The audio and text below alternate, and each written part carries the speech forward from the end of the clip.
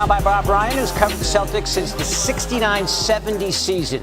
So, Bob, reaching the conference finals, that is a great thing for them. But we know the Celtics measure success with championship banners. So how would you compare this year's team, the run they're on, with some title teams from the past?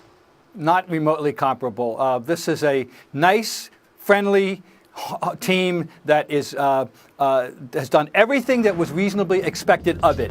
I think people predicted a 50-plus win season. They got it. I think people felt they had to win a first-round series, and it would be really good if they could advance to the Eastern Conference Finals. They're there. But that's it. This is not one of the great Celtic teams. It's a team that is exactly, it's not a contender. It's on the notch below true contention. It's a team that's on the rise, but yeah, you get the sense maybe they're not quite there yet. And of course, they got to deal with Cleveland as well. Let's take this on an individual basis. What has this postseason done for Isaiah Thomas and his star power around the league?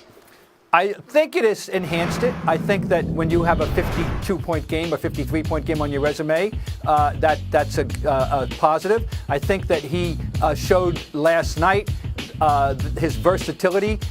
He found a way to get his 29 points on a night in which he did not make an outside shot until 4 minutes into the third quarter. But as you can see, he can go to the basket at will. He's amazingly adept at shifting hands and finishing with his right hand, though he's left-handed. Doesn't matter which way he goes, left or right.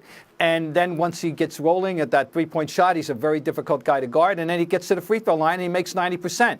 But he also handed out 9 assists, and that was his concentration earlier in the game. So I think he's enhanced himself. I think he needed a really big game in Game 7, though, because, one of the issues here in Boston is what is his future with regard to a max contract somewhere down the road. How do you see that one going? What do you think Danny Ainge will decide about that?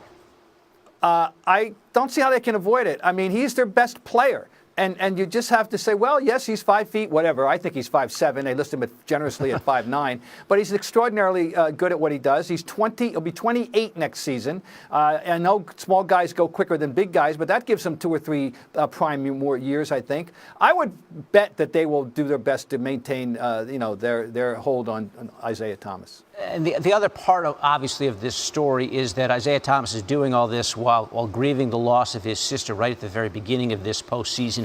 How Bob, has Boston rallied around him since then? Well, he's a very popular person to start with. He's made himself a beloved Boston figure in very short order. I think that when he went on a very sincere campaign last year to try to recruit Kevin Durant to come here, people were really impressed and really took that with very good spirit. So obviously there's a tremendous outpouring of sympathy for him in his time of grief, and I think he's held himself up obviously remarkably well. We talk a lot about the Leprechauns and the old Boston Garden, certainly. The Celtics have not been particularly lucky when it comes to the ping pong balls in the draft lottery, which is tonight. They had the best shot at getting the number 1 pick in '97 when Tim Duncan was there, and they famously missed out on that. What is the feeling about the draft lottery and how much their past misses have hurt them with this team? Well, it obviously would have been nice if they had gotten Tim Duncan. The NBA history in the last 20 years would have been completely rewritten, obviously. But a lot of people on the outside are saying, well, thank God they didn't get Tim Duncan. The Celtics have had enough success in their history.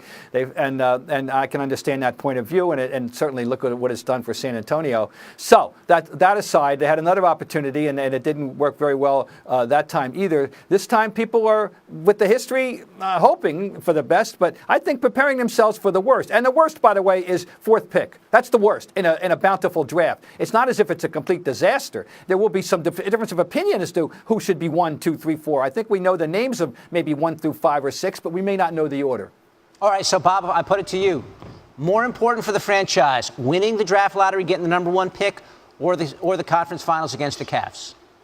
Oh, winning the conference finals. I mean, you go for the here and now. If they ever beat the Cavaliers, it would be going down now. You could revisit me. I'll be telling you about one of the great upsets and one of the great chapters in Celtic history. I mean, they may be seeded number 1, but we know that's a technicality. We know better that when the teams played in what was a showdown game a week before the end of the regular season, the Cavaliers had their way with the Celtics at home. They're the surrogate number 1. We know that. Everybody knows that. Everybody in Boston knows that. They did not choose to be number 1. The Celtics luckily became the beneficiaries of the Cavaliers' indifference to being number 1. They're not worried about winning a game on the road, believe me. No, the Celtics are underdogs here, and it would be a tremendous triumph if they ever won this series. Can you see a way that they could pull? I mean, no one's given them a chance. Can you see a way that the Celtics could pull this off?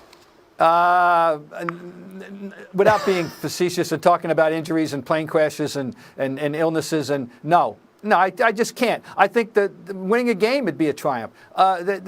They first of all, they don't rebound very well. They're still a very weak rebounding team. They are what they are. Let me just summarize by saying this. It doesn't matter whether we were talking about Boston, Toronto, or Washington. Those three teams are co-equal. Had they done barnstormed America and Canada for a month, I think that at the end of it, they would have been tied in whatever series we had. Those three teams are equal. None of them are on a level with Cleveland, period. Yeah, that's pretty much the sense we have had. It's Cleveland and then the rest in the East. Although the Celtics are the 1 seed, they will have home court for the Eastern Conference Finals. Bob Ryan giving us his thoughts as we get ready, not just for the conference finals, but for the draft lottery tonight. Thank you, Bob.